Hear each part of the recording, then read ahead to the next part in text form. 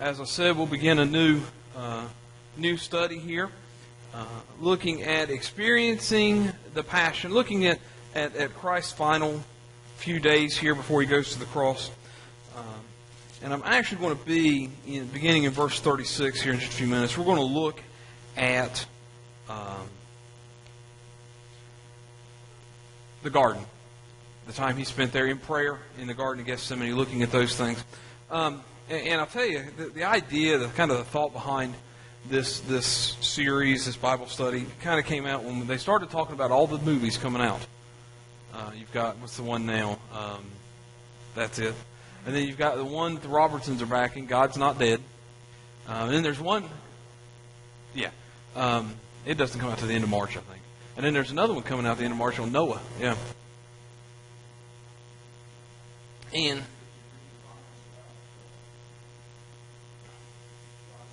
no, I haven't.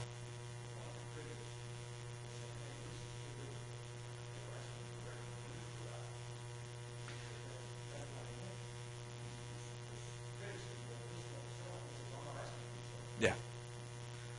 I'll give you some thoughts on that here in just a minute, because I went back and began looking at, I'm kind of torn when it comes to looking at movies that are this way. I'm a little bit like Jim, because I watch them and I think, I don't know about that. You know what I mean? But at the same time, I like the idea that it gets people thinking about the things that went on. Passion of the Christ was a great movie. Now, there were some things in there, if you didn't know, that, you wouldn't have caught, okay? But I like the idea that it gets people thinking about Christ. And that's never a bad thing. That's never a bad thing. Did they? Well, what did Mark have to say about it?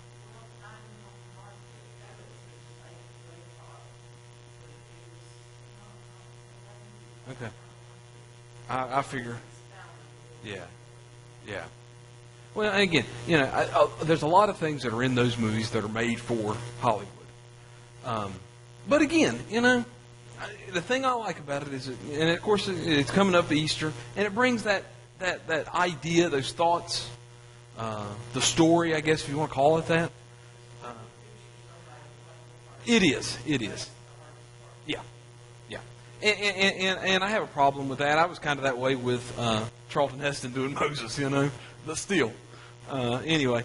And Dave kind of hit on that. And after The Passion of the Christ came out, there was an article in the USA Today, U.S. News and World Report. It was called The Passion of Christ, The Real Jesus, Searching for Truth Between Mel Gibson and the Gospels, which was kind of a unique title, if you think about it. But here's what the article basically stated. It basically said that Gibson's portrayal of the events leading up to and including the crucifixion of Christ is an exploitation and sensationalistic distortion, of the story. It goes on to say that all we need is corrective curriculum in order to understand what really happened over 2,000 years ago. Last time I checked, we got one. I don't need some, and this is kind of where, when they start talking about it, I don't want to hear the argument. And so I usually just change channel when they start talking about those movies and things like that. Because I don't need liberal scholars telling us what happened. I know what happened. Okay? I've read the book enough that I know what happened at Calvary. I know what happened the days leading up to all of that. And if folks want to know, they don't watch a movie. I mean, it's okay to watch the movie, but go back and read the book. Get the true story. Okay? Because there's a lot of things in those movies that are added for movie's sake. Okay? All right. Before we get any further, let me define the word passion to you. And I know what you're thinking. Well, we know what that means, but this is it. The word comes from a Latin word meaning to submit to suffering, and generally refers to the last 12 hours of Jesus' life, beginning in the Garden of Gethsemane. That's why we began looking at the Garden of Gethsemane this evening. A lot of folks will tell you, they refer to it as Passion Week, from the time He makes His triumphant entry into Jerusalem, there on Palm Sunday, till the time that He's crucified and taken down from the cross. But in a biblical dictionary, it is the 12 hours before Christ. Doesn't really matter to me. For God so loved the world. Okay, that's what and he did all of that. That passion represents his love for each and every one of us. All right, Matthew chapter 26. Let's begin reading here. Let's look at verses. I'm going to read 36 through 46, and then we'll come back and read some other things here in just a few minutes. It says in verse 36, Then cometh Jesus with them unto a place called Gethsemane, and said unto his disciples, Sit ye here while I go and pray yonder. And he took with him Peter and the two sons of Zebedee, and began to be sorrowful and very heavy. Then saith he unto them, My soul is exceeding sorrowful, even unto death. Tarry ye here, and watch with me. And he went a little further, and fell on his face and prayed, saying, O my Father, if it be possible, let this cup pass from me. Nevertheless, not as I will, but as thou wilt. And he cometh to the disciples, and finds them asleep, and said unto Peter, What, could you not watch with me 1 hour? Watch and pray that ye enter not into temptation. The spirit indeed is willing, but the flesh is weak. He went away again the second time, and prayed, saying, O my Father, if this cup may not pass away from me, except I drink it, thy will be done. And he came and found them asleep again, for their eyes were heavy. And he left them, and went away again, and prayed the third time, saying the same words.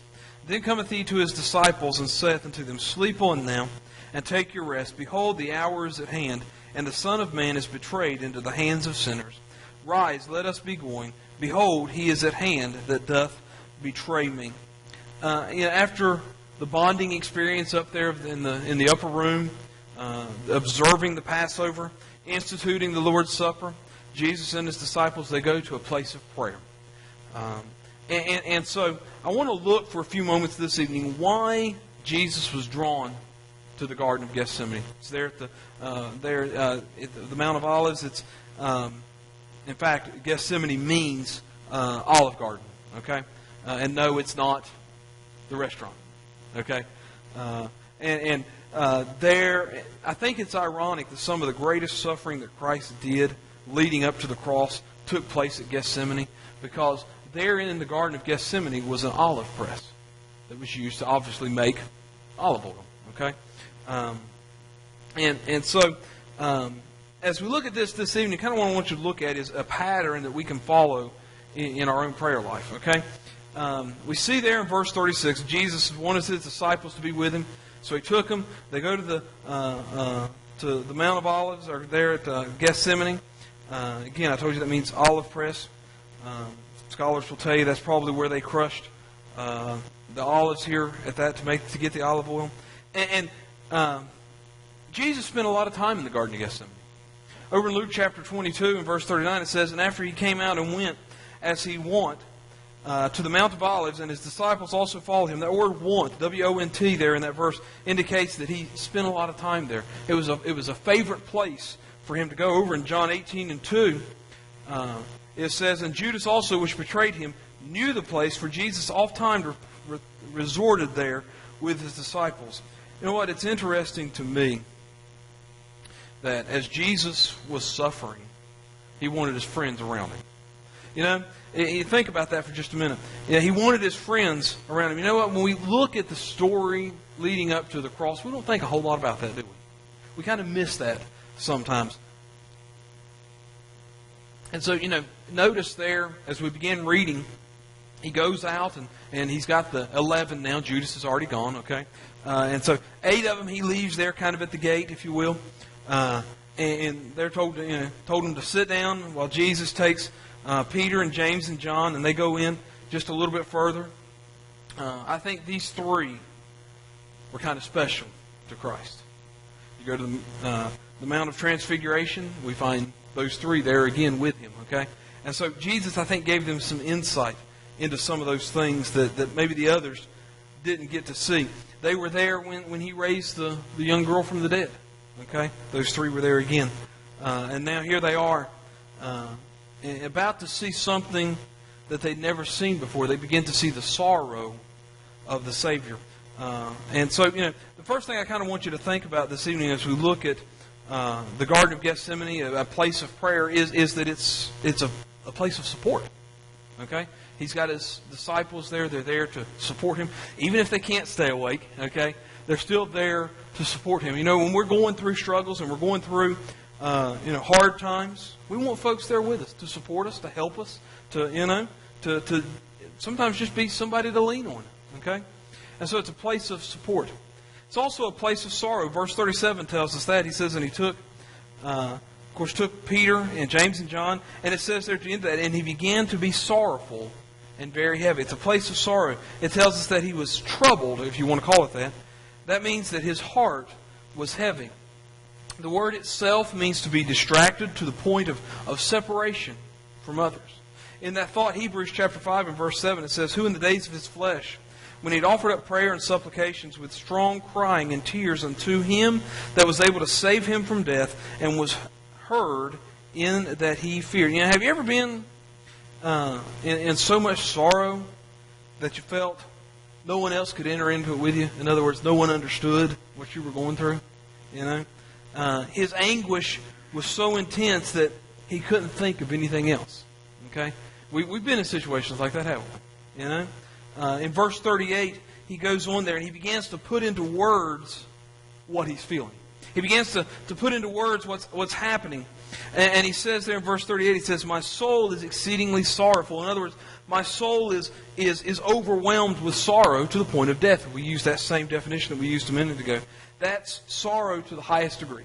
Okay? To be overwhelmed means to be encircled with grief. And grief had so gripped him that, you know, I think we could say he felt like he was dying.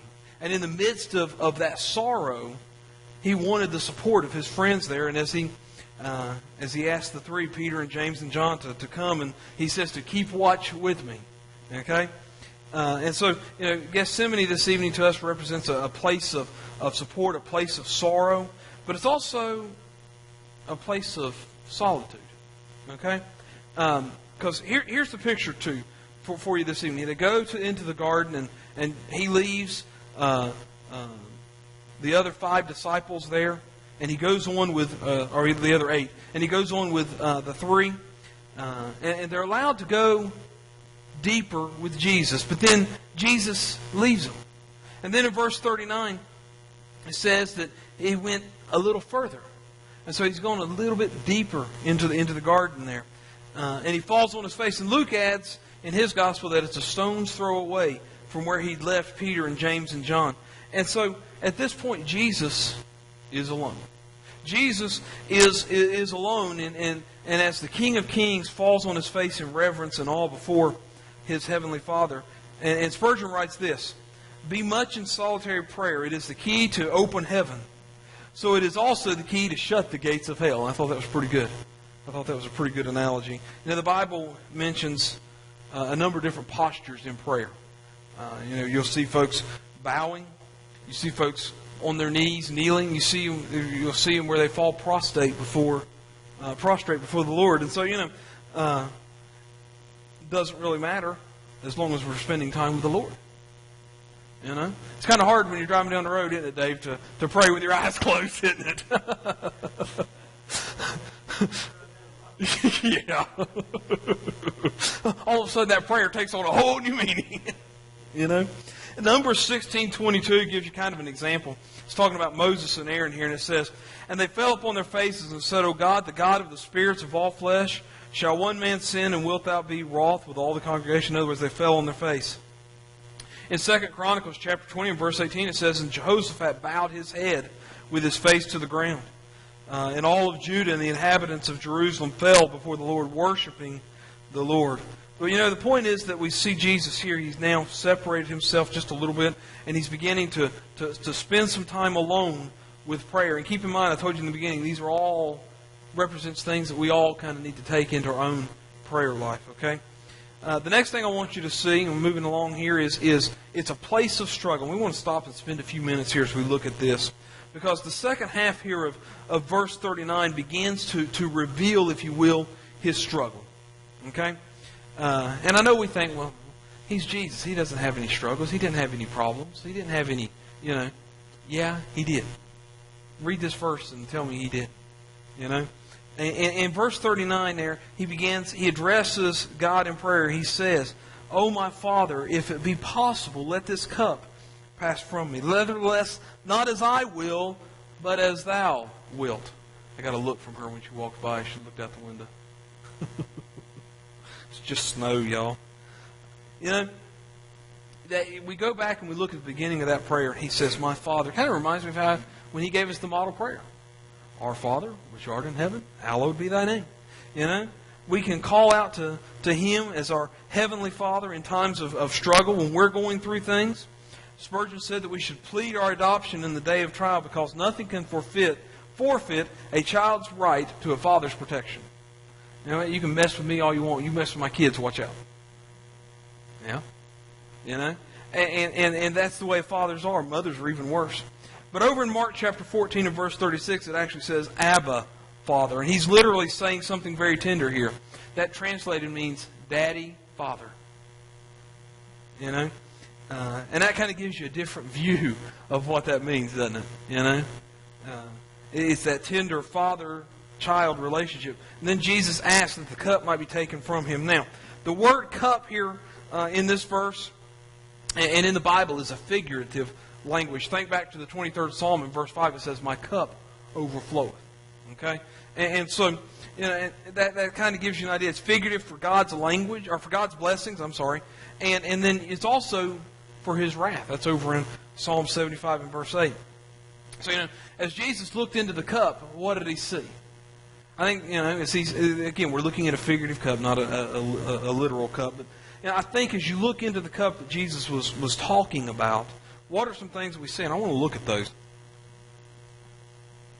for just a few minutes this evening, because I think it's important to realize that to understand, and we all know he paid the ultimate sacrifice. He went to a place where we couldn't go. We know all that. We talk about all of that. But I think if we stop and look at specifically, what's He talking about? What's in the cup that He's talking about? And the first thing that's in the cup is sin. Okay? Jesus here, he's moving towards the cross. He realizes that the punishment for all the sins of the world is about to be poured out on Him. And you know, as we stop and think about it right now, that's something that we can't even begin to imagine. Isaiah 53 and verse 6, it says, all we like sheep have gone astray. We have turned everyone to his own way, and the Lord hath laid on Him the iniquity of us all, or the sin of us all. 2 Corinthians 5 and 21, for He hath made Him to be sin for us who knew no sin, that we might be made the righteousness of God in Him. You know what? The greatest Christians have always had the most profound sensitivity to sin. In other words, the closer you get to Jesus, the closer you get to Christ, okay, the more clearly we should see the sin in our own life, because we see it in relationship to who He is. So we see that the first thing He sees when He looks into the cup, He sees the sin. The next thing He sees when He looks into the cup is the suffering that He's about to face. Jesus, He knew that He was about to suffer. But I think, and this is me in my mind, okay? This is me just thinking out loud here. I think as He began to pray and He began to look at what was coming, I think it was in the garden where it became very real what was coming up. Does that make sense? And we do this, don't we? Okay, we know, and maybe I'm trying to simplify it a little bit too much, but we've got something coming up that we're not looking forward to. It's a ways out there. You kind of what's going to happen. You know what. As it gets closer and closer, you realize, hey, this is coming up, and I don't. You know what I mean? And I think maybe that's kind of what's going on here. I don't know. Maybe I'm just imagining things. That's just the way I see things. But in Luke chapter 9, verse 22, he had already told the disciples what was going to happen. And He said there in 9 and 22 of Luke, He says, saying, the Son of Man must suffer many things and be rejected of the elders and chief priests and scribes, and be slain and be raised again the third day. Even though He knew what was coming, even though He knew the cross was there, I think He began to have the anticipation of the physical pain, the emotional pain, the spiritual pain that was coming. He knew exactly what faced Him in just a few hours. He knew what was ahead. He had seen crucifixions many times. But I think he agonized most of all about the fact that all the sins of the world were about to be poured out on him. Every sin that had been committed up to that time, every sin that was going to be committed throughout the rest of history was now going to be poured out on him. And I think, as we talked, as I said a few minutes ago, we're in the place of the olive press. That's what Gethsemane was, okay? And Jesus, I think, here was starting to feel the squeeze, if you will, okay? Now, in going back to that kind of where we started this whole thing with the movie thing, in The Passion of the Christ, if you've seen the movie, the scene there in the Garden of Gethsemane, Satan shows up in the garden. There's nowhere in the Bible that says Satan was there, okay? Now, I think without a doubt, I think Jesus is being tempted, though, by Satan in the garden. Now, this is my opinion, okay? And I think, there's that temptation there to not follow through with the plan that was there. Because we see some things happening here, and he's in agony, he's in pain, he's struggling. Okay? In Luke chapter 22 and verse 44 it says, "And being in agony he prayed more earnestly, and his sweat was as it were great drops of blood falling down to the ground." That is, there's a medical condition for that. And if I'm going to attempt to butcher and pronounce this word. Okay? It's hematidrosis. Hematidrosis. And it's a very rare condition in which humans sweat blood. Okay? And the medical stuff that went with it, I looked it up. Blood usually oozes from the forehead, from the nails, from pores in the skin. In addition, it can cause nosebleeds and blood-stained tears. Okay? They're very common. It may occur when a person is suffering extreme levels of stress. For example, facing his or her own death. What happens is that severe anxiety causes the release of chemicals, okay, that break down the capillaries in the sweat glands, and as a result, there's an amount of bleeding that is released, okay, into these glands, and the sweat comes out tinged with blood. Now, I've never prayed with that kind of intensity, and I don't know very many people that have, okay? And if we think about it, most of our prayers are pretty well, Lord do this, Lord do that, you know what I mean? And compared to what Christ was going through, because he was struggling. And I think as he looked a little deeper into that cup, he saw what all of it boiled down to. The sacrifice. The sacrifice. He sees beyond the sin. He sees beyond the suffering. He sees beyond the struggle. And he recognizes that this is his job to do as the final sacrifice. You know what? In John chapter 18, it talks about as they're walking out of the upper room and out of the city and into the Garden of Gethsemane there, they cross over the Kidron Valley. Now, in the Kidron Valley is the brook of Kidron, which was the drainage ditch from the temple. Okay?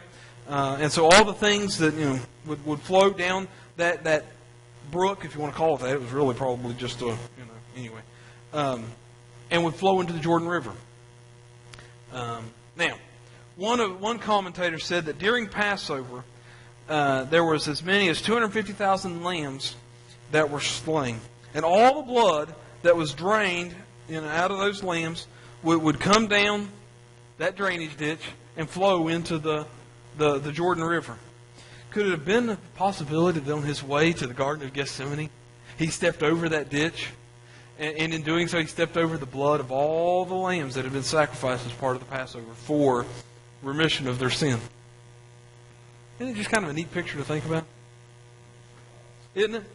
And as he's stepping over that, knowing in a few hours that he's going to be the ultimate sacrifice. One of those things you think about. In 1 John 2:2, and it says, "And he is the propitiation for our sins, and not only for ours only, but also for the sins of the whole world." He was the sacrifice, the final sacrifice that needed to be made. But I think as he looked into that cup, he also saw separation. And we talked a little bit about this when we did the seven Christs from the cross. In Matthew chapter 27, if you turn over there a page, in verse 46, it says, "And about the 9th hour, Jesus cried with a loud voice, saying, Eli, Eli, lama sabachthani," which is to say, my God, why hast thou forsaken me?" At that moment on the cross, God the Father turned His back on God the Son because God the Father cannot look on sin. And at that moment, Christ had become sin. And God the Father couldn't look at Him. I think He had never... Now, we see Him here on earth, not in heaven, not with God the Father, but He had never experienced separation from God the Father. Yeah, Jesus was walking on earth, but He still had a relationship with God the Father. At that moment on the cross, when Christ becomes our sin, God the Father was separated from Him. God the Father could not look on sin. And I think He had never experienced that. He was going to face separation when all the sins of the world were heaped upon Him. And I think maybe the cup was filled with a little bit of bitterness because of that. Of knowing what was going to happen. And realizing that this was why He came. To be the sacrifice and salvation for the entire world. Mark 10:45 it says, "For even the Son of Man came not to be ministered to, but to minister and to give His life as a ransom." And just an aside from that, we talked a minute ago about the Passion movie. There's a scene in the garden where Jesus is praying and a snake goes slithering by. Jesus stands up, crushes the snake with His foot on the head. Doing that, fulfilled the very first prophecy that was ever given. Genesis chapter 3 and verse 15, it says, "And I will put enmity between thee and the woman, and between thy seed and her seed. It shall bruise thy head, and thou shalt bruise his heel." These words were spoken by God, contains the earliest promise of redemption in the Bible. The earliest promise that we have of redemption. When Jesus died on the cross, He delivered a crushing blow to Satan. And you don't survive a head wound, a crushed head usually. And so, as Jesus struggled with what was in the cup, we see the disciples over there taking it easy, taking a nap. And you know what? We give them a hard time, don't we? But that's what we would be doing. You got to realize it was 1, maybe 2 o'clock in the morning. They just had a big meal. What's the first thing we want to do after a big meal? Take a nap. That's right. And imagine being up all night. I know folks... You ever tried to pray and fall asleep? Yeah. Or have you ever had a hard time maybe staying awake in church? Yeah, we do, don't we? Sometimes. Story was told by Chuck Swindoll of a man that was snoozing in a service, and his wife had nudged him to wake him up. The man stood up, gave the benediction in the middle of the sermon. But as we think about it, you got to have sympathy for these guys. It's been a long night.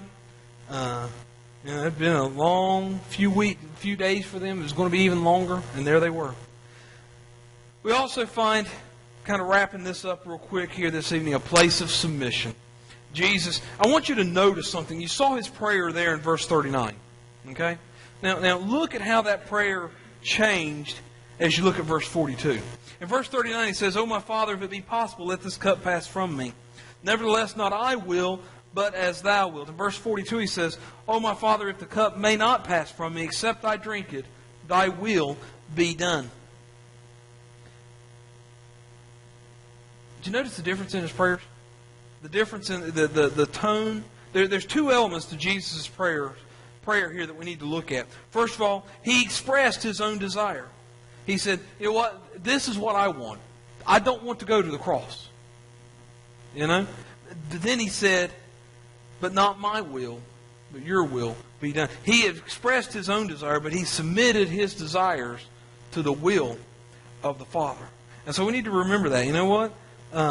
Because in His first request, He longs for the cup to be taken from Him. And now He mentions drinking from the cup. There's a difference there. The last thing I want you to kind of take away this evening from the Garden of Gethsemane is it's a place of strength.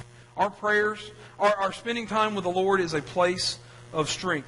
We can see how Jesus was strengthened. He goes in weary and tired. And He comes out. In verse 46, He says, "Rise, let us get going. Behold, He who's coming to betray us is at hand." How did that happen? If you go over into Luke's Gospel there in chapter 22 and verse 43, it says, "And there appeared an angel unto him from heaven, strengthening him." What did the angel do? Did he sit and talk with Jesus? Did he maybe put his arm around him and sketch out the resurrection and what was going to happen? Maybe the angel prayed with him. Perhaps the angel had a towel and wiped his brow. We don't know. But we do know that when Jesus got up from this place of prayer, his spirit of resolve and assurance that he had that, and he was ready to go and do whatever it was that needed to be done. You know, one of the things I want you to kind of take away from this evening is Jesus was strong, knowing what was going to happen, knowing we've seen the prayer. You come over to where Judas comes and with the band there with about 60 plus soldiers to arrest him. We see Jesus is strong in the face of that. He takes the chance for it to be a teachable moment, if you will, and concludes that this was what the Scripture was all about. Look at verse 56. Jumping ahead, he says, "But all of this was done that the Scriptures of the prophets might be fulfilled."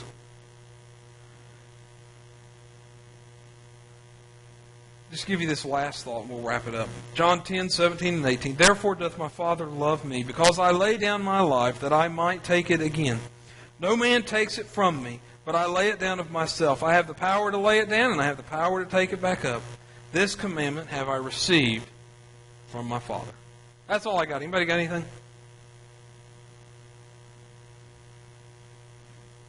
All right. Well, we'll stand and be